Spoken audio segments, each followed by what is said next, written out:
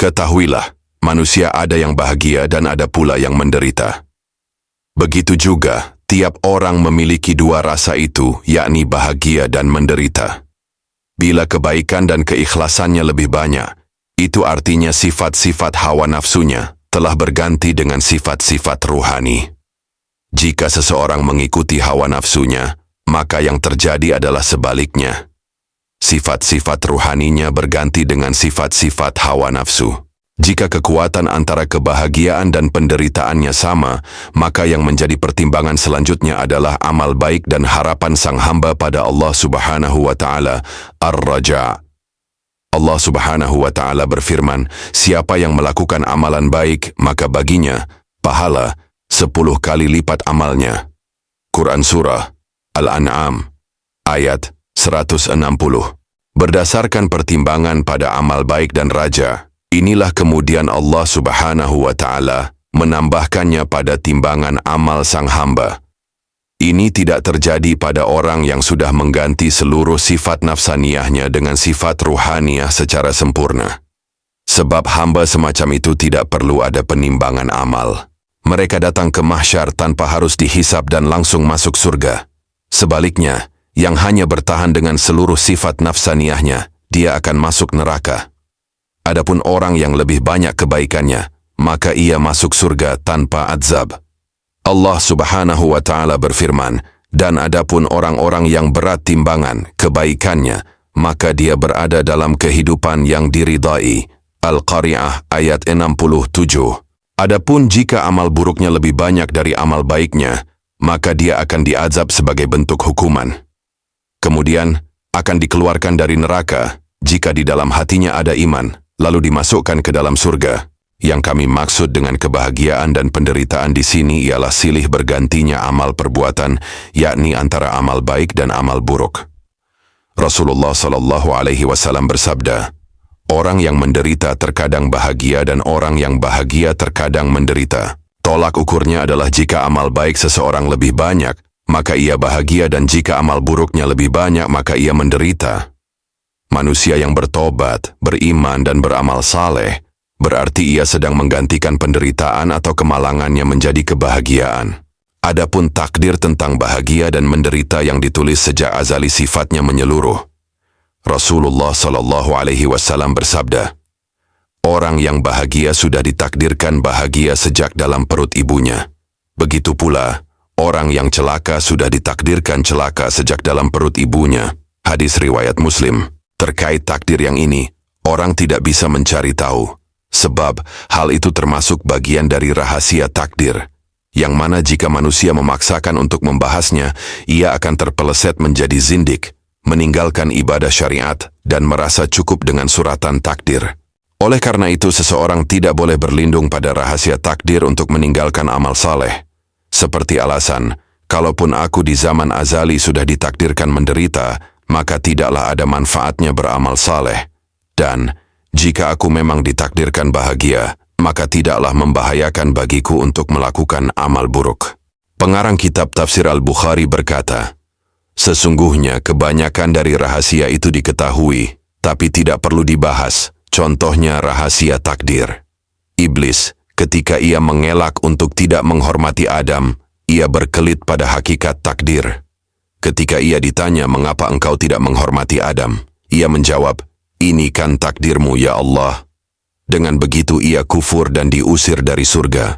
Sebaliknya Nabi Adam alaihi salam selalu menimpakan kesalahan pada dirinya, maka ia bahagia dan diberi rahmat, karena tidak mempermasalahkan takdir Allah Subhanahu wa Ta'ala. Yang wajib bagi semua muslim adalah jangan berpikir hakikat takdir, agar tidak tergoda dan terpeleset menjadi zindik. Justru yang wajib bagi seorang muslim dan mukmin adalah yakin bahwa Allah Subhanahu wa Ta'ala adalah maha bijaksana.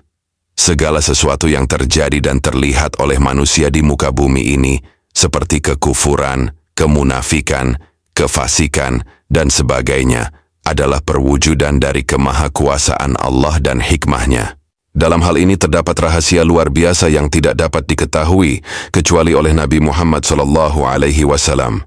Dalam sebuah hikayat diceritakan bahwa sebagian ahli ma'rifat bermunajat kepada Allah Subhanahu wa Ta'ala. Ya Allah, Engkau telah menakdirkan, Engkau mengkehendaki, dan Engkau telah menciptakan maksiat dalam diriku. Tiba-tiba datanglah suara gaib, hai hambaku, semua yang kau sebutkan itu adalah syarat ketuhanan. Lalu mana syarat kehambaanmu? Maka sang ahli ma'rifat itu menarik kembali ucapannya. Aku salah, aku telah berdosa, dan aku telah berbuat zalim pada diriku. Maka datanglah jawaban dari suara gaib, aku telah mengampuni, aku telah memaafkan dan aku telah merahmati. Maka yang wajib bagi semua mukmin adalah berpandangan bahwa amal yang baik adalah atas taufik Allah Subhanahu wa Ta'ala, dan amal yang buruk adalah dari dirinya.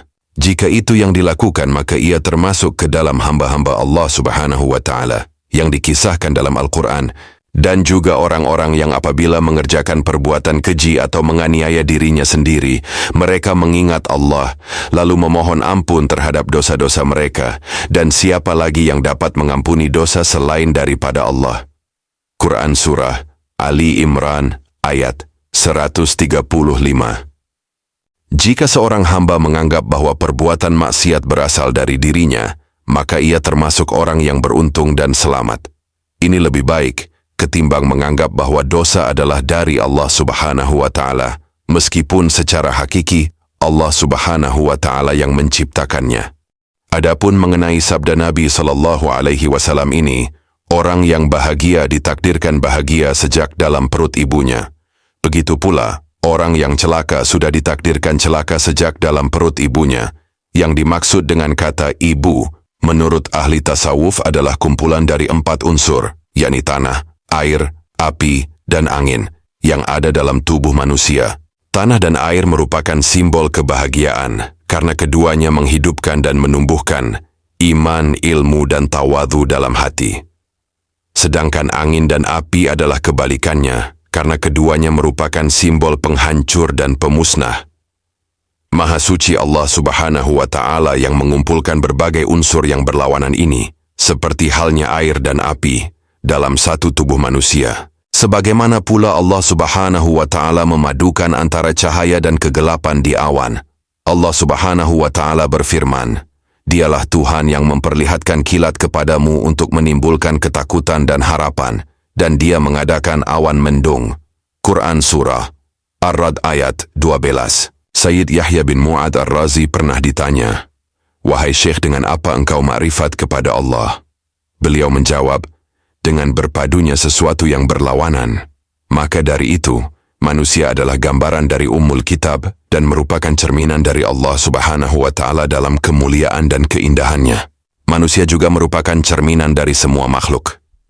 Karena keterpaduan tersebut, manusia akhirnya dijuluki dengan kaunan jami'an dan alaman kubra. Karena Allah Subhanahu wa Ta'ala menciptakan dengan 2 kekuasaannya, yaitu dengan sifat memaksa dan sifat lemah lembut. Dan cermin pun mempunyai 2 sisi, yaitu sisi yang kasar dan sisi yang halus. Oleh sebab itu manusia merupakan simbol bagi manifestasi semua asma atau sifat Allah Subhanahu wa Ta'ala. Ini berbeda dengan makhluk-makhluk yang lain. Makhluk-makhluk yang lain diciptakan hanya dengan 1 kekuasaan atau 1 sifat Allah Subhanahu wa Ta'ala saja. Seperti malaikat misalnya, ia hanya diciptakan dari sifat lembut Allah. Mereka adalah manifestasi dari asma Allah Subhanahu wa Ta'ala, As-Subbuh dan Al-Quddus. Adapun iblis dan keturunannya diciptakan dari sifat Al-Qahru saja. Ini merupakan manifestasi dari asma Allah Subhanahu wa Ta'ala, Al-Jabbar. Jadi, wajar jika kemudian mereka sombong dan tidak mau sujud kepada Adam alaihi salam. Ketika manusia-manusia khusus pun terpadu di dalam dirinya semua sifat makhluk dari yang terendah hingga yang tertinggi, para nabi dan para wali pun tidak luput dari kesalahan. Para nabi misalnya, mereka terjaga dari perbuatan dosa besar setelah diangkat dari kenabian dan kerasulan. Tapi, mereka tidak terjaga dari dosa-dosa kecil. Sedangkan, para wali tidaklah terjaga. Ada yang berpendapat mereka dijaga dari dosa-dosa besar setelah derajat kewaliannya sempurna. Syekh Syaqiq Al-Balkhi berkata, tanda bahagia itu ada 5, kalbu yang lembut, banyak menangis, karena ingat akan dosa. Zuhud dari keduniawian, tidak banyak angan-angan, dan memiliki rasa malu yang tinggi. Sebaliknya, tanda orang menderita ada 5. Kalbu yang keras, kering air mata, cinta dunia, banyak angan-angan, dan sedikit malu. Rasulullah SAW bersabda, tanda bahagia itu ada 4. Jika mendapat amanat ia bertindak adil, jika berjanji ia menepati, jujur dalam perkataan, dan jika berdebat tidak mencaci maki. Sebaliknya, tanda celaka ada 4, berkhianat dalam mengemban amanat, mengingkari janji, jika bicara berbohong, jika berdebat ia mencaci maki orang-orang dan tidak memaafkannya. Padahal, Allah Subhanahu wa Ta'ala berfirman, tetapi barang siapa memaafkan dan berbuat baik kepada orang yang berbuat jahat, maka pahalanya dari Allah. Quran Surah Asy-Syura ayat 40. Ketahuilah bahwa penderitaan berubah menjadi kebahagiaan, atau sebaliknya, itu karena adanya bimbingan. Sebagaimana sabda Nabi SAW, setiap anak dilahirkan dalam keadaan fitrah Islam, tetapi kedua orang tuanya lah yang menjadikannya Yahudi, Nasrani atau Majusi. Hadis riwayat Al-Bukhari. Hadis ini menjadi dalil bahwa setiap manusia punya potensi untuk menjadi bahagia maupun menderita. Kita tidak boleh mengatakan bahwa seseorang pasti bahagia atau pasti menderita, tetapi katakan bahwa ia akan menjadi orang bahagia jika kebaikannya lebih banyak dari keburukannya, dan ia akan menderita jika keburukannya lebih banyak daripada kebaikannya. Orang yang menghukumi orang lain tidak dengan kata-kata tadi, berarti ia telah tersesat. Artinya, ia berkeyakinan bahwa ada orang yang masuk surga tanpa amal dan tobat, dan ada yang masuk neraka, padahal tidak maksiat. Keyakinan seperti ini bertentangan dengan nas Al-Quran karena Allah Subhanahu wa Ta'ala telah menjadikan surga bagi orang-orang yang beramal saleh dan neraka bagi orang-orang kafir, musyrik serta ahli maksiat. Allah Subhanahu wa Ta'ala berfirman, siapa yang mengerjakan amal yang saleh maka pahalanya untuk dirinya sendiri, dan barang siapa yang berbuat jahat maka dosanya atas dirinya sendiri. Quran Surah Fussilat ayat 46. Allah Subhanahu wa Ta'ala juga berfirman, pada hari ini tiap-tiap jiwa diberi balasan dengan apa yang dilakukannya. Tidak ada yang dirugikan. Quran Surah Al-Mu'min ayat 17. Allah Subhanahu wa Ta'ala berfirman, dan bahwasanya seorang manusia tiada memperoleh selain apa yang telah diusahakannya. Quran Surah An-Najm ayat 39. Allah Subhanahu wa Ta'ala berfirman, dan ketahuilah kebaikan apa yang kamu usahakan bagi dirimu, tentu kamu akan mendapat pahalanya di sisi Allah. Quran Surah Al-Baqarah ayat 110.